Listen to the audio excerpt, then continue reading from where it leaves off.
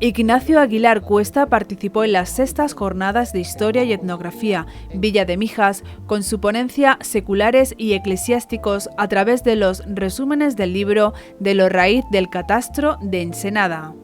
El ponente es graduado en Historia por la Universidad de Málaga, obteniendo matrícula de honor en su trabajo final de grado con el Valle de Abdajalís a través de las respuestas generales del catastro de Ensenada.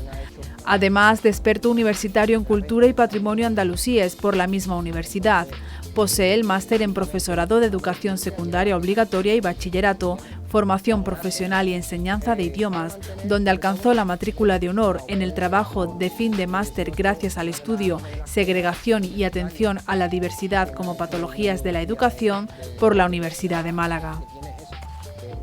Este es el nombre, Magna Averiguación Fiscal, este largo nombre, es como se conoce al catastro de Ensenada. Y a pesar de que, visto así, sea algo bueno, parezca algo como alivio de los vasallos, realmente aliviar a los pecheros era algo que en el siglo XVIII no se hizo con esta población. ¿Pero qué era el catastro?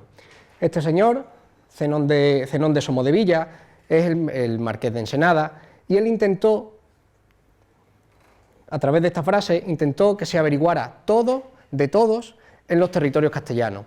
¿Con qué motivo? Bien, si echamos un vistazo a la renta, a la hacienda española en el siglo XVIII se dividía en tres grandes rentas. La primera, rentas generales, las rentas provinciales y las rentas estancadas o estancos.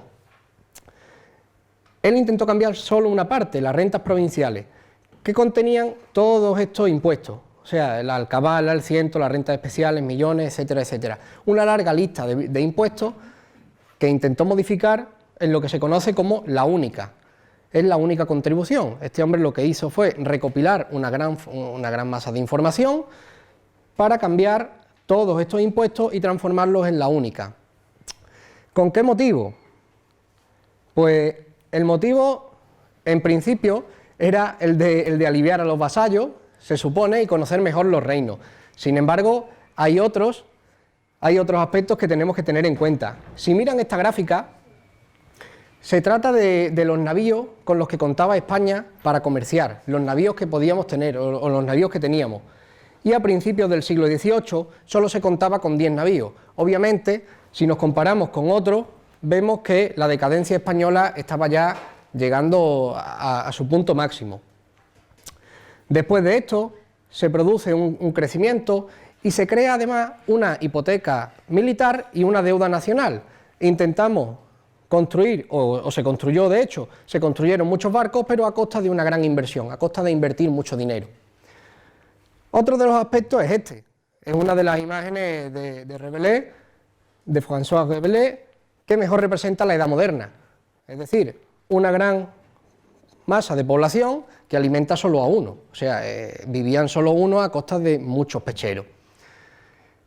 Esto, el cambio de impuestos, entra en conflicto directo con la clase privilegiada y la clase no privilegiada, por un hecho muy concreto, y es que el catastro de Ensenada lo que intentaba era que la población privilegiada, aquella que estaba exenta de la mayoría de los impuestos, los pagasen, porque los no privilegiados o pecheros, si le quitaban más, estaríamos casi como ahora, en las últimas. Llegamos entonces a la Magna Averiguación Fiscal. Con todo ello, Ensenada manda a los subdelegados a cada uno de los pueblos para que hagan ese catastro. El catastro tiene varias partes. Para este trabajo hemos utilizado el libro de cabezas de casa, vecindario o libro de personal. Recibe varias titulaciones. El libro de lo raíz, de lo real, de hacienda, de lo producible o maestro, es también como se conoce el libro de lo raíz. Depende de la población, depende de la villa, lo tenemos con distintos nombres. Y sobre todo, este trabajo versa en los estados o mapas generales, que se trataban de cuadros estadísticos que reflejaban las operaciones realizadas separadas por letras. Es decir, eran unos cuadros estadísticos donde lo que hacían era resumir todo lo que había dentro del libro de lo raíz. ¿De qué documento se trata? Bien, hemos advertido ya que se trataba de mapas y estados generales, sin embargo, este es el estado actual del documento. La verdad es que sufre un gran deterioro, a pesar de que se haya intentado salvar y se haya hecho un gran esfuerzo de restauración. Una parte de ello, esto solo pertenece al tomo 3, al último libro, y los estados, que es donde se encuentran estas manchas, estos hongos en los documentos, pues no se conservan lo suficientemente bien como para leerlos todos. Cabe aclarar también que se separaba, por un lado, los eclesiásticos, los estados de los eclesiásticos, y por el otro lado, el de los seculares. Este pertenece al de los seculares, el de los eclesiásticos, que se encuentra en el tomo 1, está en perfecto estado. Los estados, o mapas generales, tienen una curiosidad, y es que tienen una enorme letra.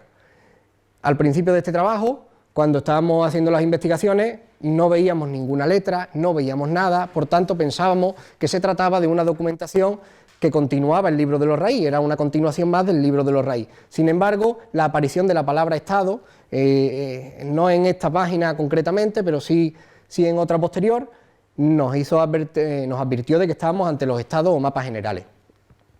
¿Qué contenían? Bien, antes de pasar, quisiera que viésemos la población de Mijas, porque es bastante curioso y además viene a aportar más datos sobre el siglo XVIII. Esta es la contabilización del libro de Hacienda, o sea, del libro de familia, el vecindario que contiene el catastro de Ensenada. Esta es la contabilización de lo que había. La población se dividía en eclesiásticos y seculares. Para Mijas teníamos un total de 29 eclesiásticos y 3.160 seculares. Para el castillo de Fuengirola, 5 eclesiásticos y 447 seculares, lo que hacían en total 34 eclesiásticos, 3.607 seculares y 3.641 la población total. Cabe destacar también que el estudio que se había hecho anteriormente de las respuestas generales, lo que se había dicho era que tenía 156 personas. Al aplicar el coeficiente multiplicador daba en torno a 3.200. Este libro de familia, este libro de familias conservados o vecindarios, viene a aumentar la cifra, pasa de en torno a unas 3.200 a 3.641, y cabe advertir de que probablemente sean un poco más, porque los libros de familia solo contenían a habitantes y a vecinos, no a forasteros, y probablemente, como nos dice el libro de los Raí, en esta villa había forasteros que no se contaban y no estaban dentro de este libro de familia. Eso quiere decir que el 87,6% de los vecinos y habitantes se alojaban en Mijas y el 12,4% en el castillo de Fuengirola. Lo más curioso de esto es que el 99% de la población era secular y el 1% era eclesiástica. Y más adelante entenderán por qué digo que es bastante curioso ese dato del 1%. El aspecto más relevante que tienen los estados generales es que nos permiten conocer cómo era la distribución de la tierra en Mijas. Aquí tienen cómo queda la gráfica y vemos como la mayor parte, dibujada en rojo, la mayor parte de la tierra de Mijas era inútil, no tenía producción. Le seguían las sembraduras de secano con 13.758 fanegas, toda esta es la representación en fanega. Seguida de la sembradura de regadío tenemos las viñas, las higueras y luego casi residual. Había olivos, morales, frutales, pero era algo que no tenía mucho peso dentro de la población de Mijas. Esta es su distribución. Aquí tienen la distribución de las fanegas de Mijas, del territorio de las tierras de Mijas entre eclesiásticos y seculares. Como pueden notar rápidamente, la mayor parte de las tierras eran de seculares y muy pocas eran de los eclesiásticos. No tenían muchas tierras. Sin embargo, si pasamos un poco más adelante, vemos la rentabilidad y vemos cómo una gran parte de tierra, que era la de secano, no es tan rentable como lo poco que había de sembradura de regadío. Además de ello, tenemos las viñas, que eran pocas también, y las higueras, que también dan una producción bastante alta en composición a cómo eran. Si hacemos la productividad, vemos cómo quedaría la productividad y vemos cómo antes, en la gráfica anterior, no ascendía mucho el color azul de los eclesiásticos en tierra, en cantidad de tierra, pero sí lo hace en cantidad de rendimiento. O sea, esa poca tierra daba una gran productividad. Obviamente se dispara en el caso de los seculares se dispara alcanzando máximo de 537.000, 705 reales de vellón. Todas estas cifras están en reales de vellón, aunque en el documento sí aparece como reales y maravedíes. Lo que hemos hecho ha sido un esfuerzo para sintetizar todo eso y que sea más comprensible a la hora de entenderlo. Llegamos pues a los totales agrarios de la villa de Mijas.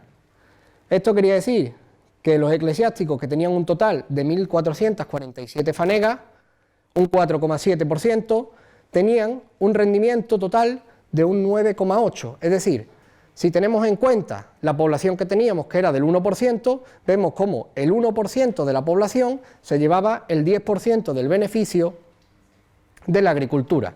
Y esta era una de las quejas que Ensenada y que los ilustrados hacían. Era que estas personas, al ser privilegiadas, al pertenecer a los privilegiados, no pagaban demasiado o no pagaban en consonancia la riqueza que tenían. Los seculares, sin embargo, tenían el 95% de las tierras y el 90% de la producción. Pasamos al ganado.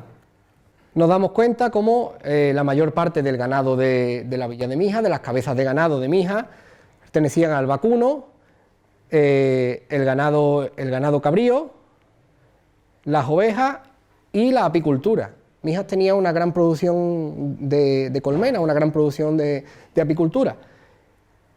Y la verdad que es que es el dato más llamativo, porque estas colmenas solo estaban en una parte del territorio, que eran las viñas. O sea, en las viñas, que no tenía una gran cantidad de tierra, estaba poblada completamente de colmenas.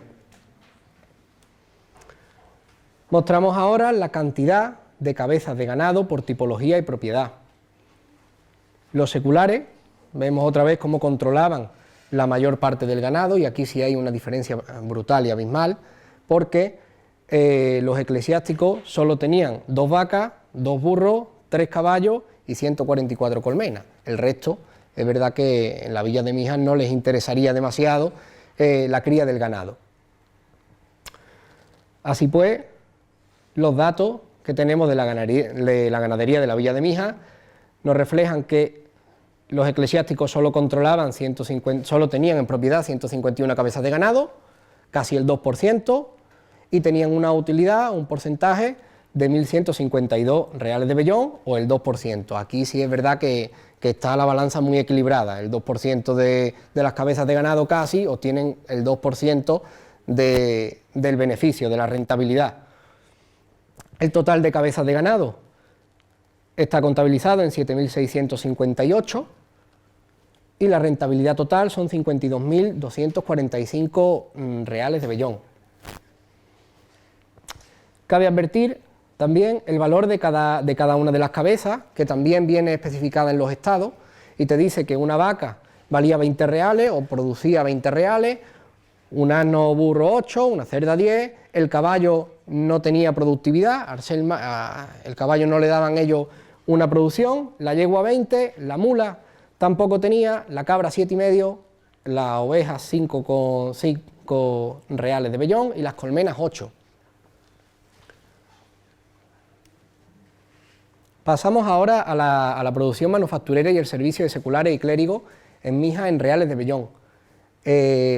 Obviamente el estamento eclesiástico se dedicaba a la oración, no eran ellos o no tenían en esta villa una gran importancia en la producción manufacturera o en el sector servicio.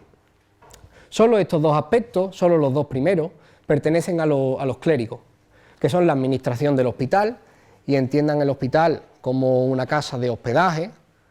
No era el hospital tal y como hoy día lo entendemos, era una hospedería, aunque también se hacían sanaciones o se llevaba allí a los enfermos procedentes de otros lugares, y un tratante de higo.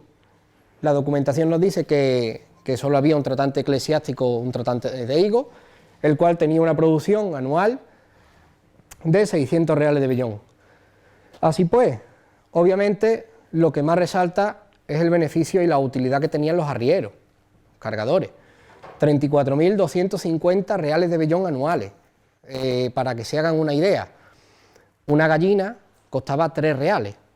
Ese era más o menos lo que se suele decir. Y el jornal de un jornalero solía oscilar entre 2,5 y 3 reales. Obviamente, la producción de los arrieros en la villa de Mijas tiene un peso demasiado importante para pasar desapercibido. El tratante de higos, al igual que teníamos uno en eclesiástico, vemos que este es mucho más productivo.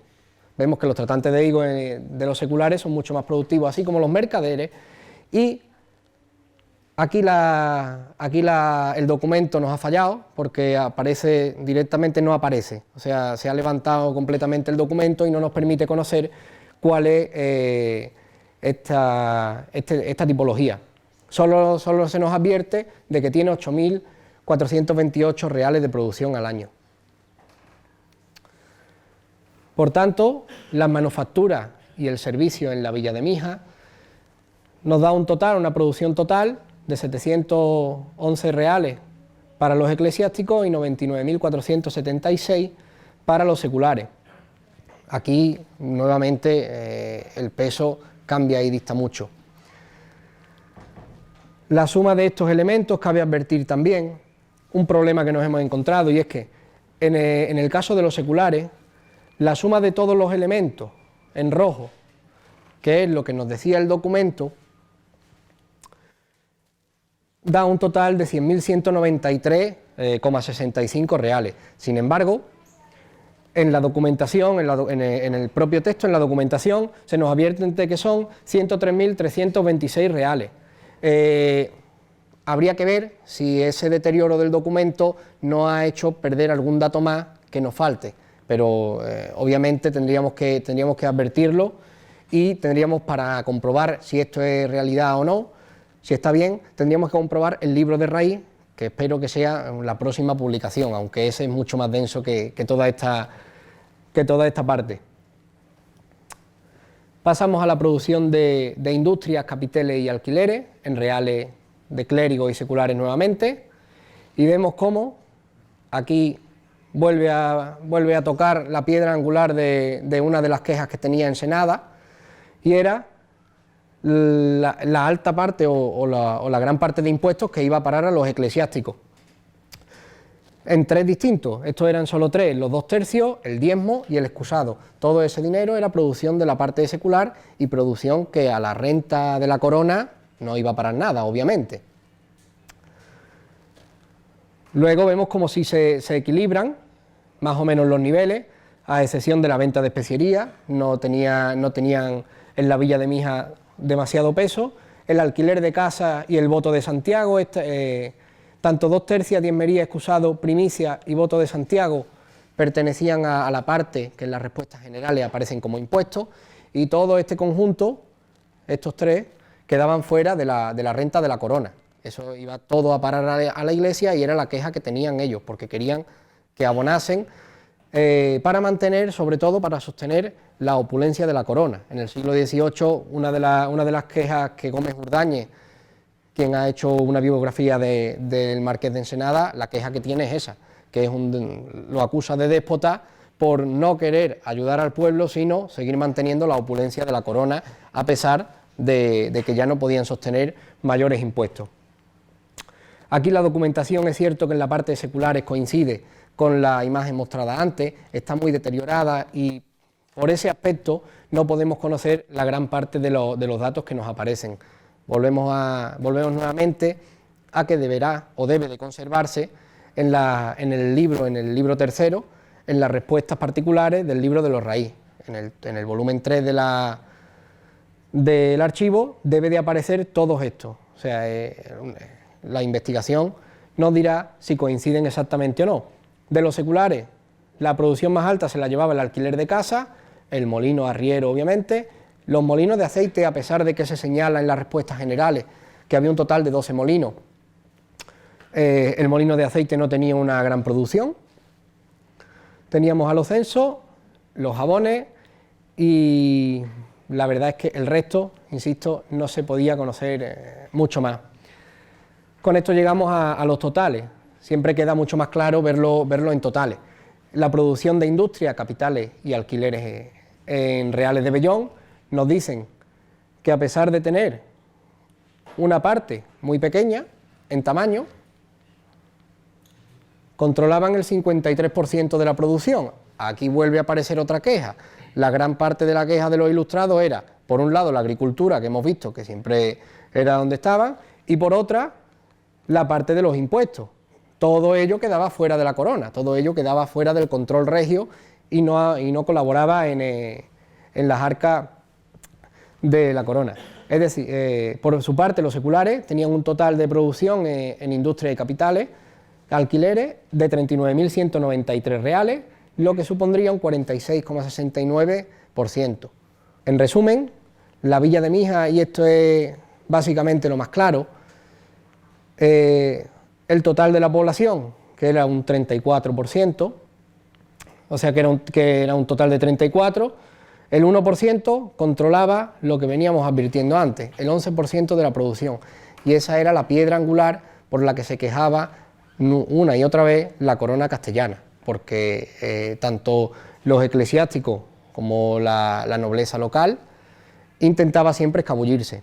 Y eso parte también porque el catastro de Ensenada, al intentar hacer todo este cambio, lo que hace es lo siguiente: dice, vamos a conocer qué es lo que tiene cada territorio y le vamos a aplicar un cupo. El cupo consistía en que a cada población, según la riqueza, le íbamos a pedir una cantidad de impuestos u otra. Esa cantidad de impuestos que le pedían debían conocerla las entidades locales. ¿Qué hacían, por tanto, si esas no aparecían? Directamente la corona se las quedaba. Eso casa muy bien, o eso viene ahora a cuento, porque en las respuestas generales te dicen, no, nosotros tenemos solo 25.000 fanegas. Y ya hemos visto cómo la cantidad de fanegas, en cuanto se hace la búsqueda, dicen, no, ahora tenemos muchísimas más, ahora tenemos 34.000 fanegas. Toda esa cantidad intentaron ocultarla, o sirve como ocultación, para demostrar la ocultación que en la villa de Mijas se intentaba hacer. La pelea, esto es la disputa de siempre, la disputa entre los seculares, entre los poderes eclesiásticos, los poderes locales y la corona, siempre va a estar a lo largo de la Edad Moderna. Tenemos, por tanto, que el resto de la población de seculares, el 99% controlaba solo el 88,9% de la riqueza, dando un total de 1.845.910 reales de vellón. Esa es la producción total que tenía Mijas según los estados. Para que se hagan una idea, una villa como Antequera, estudiada por Parejo Barranco, oscila entre los 3,2 millones. Tiene 3,2, 3,3 millones, es lo que él tasa según los estados de Antequera. Y nada más, muchas gracias, espero no haberles aburrido demasiado.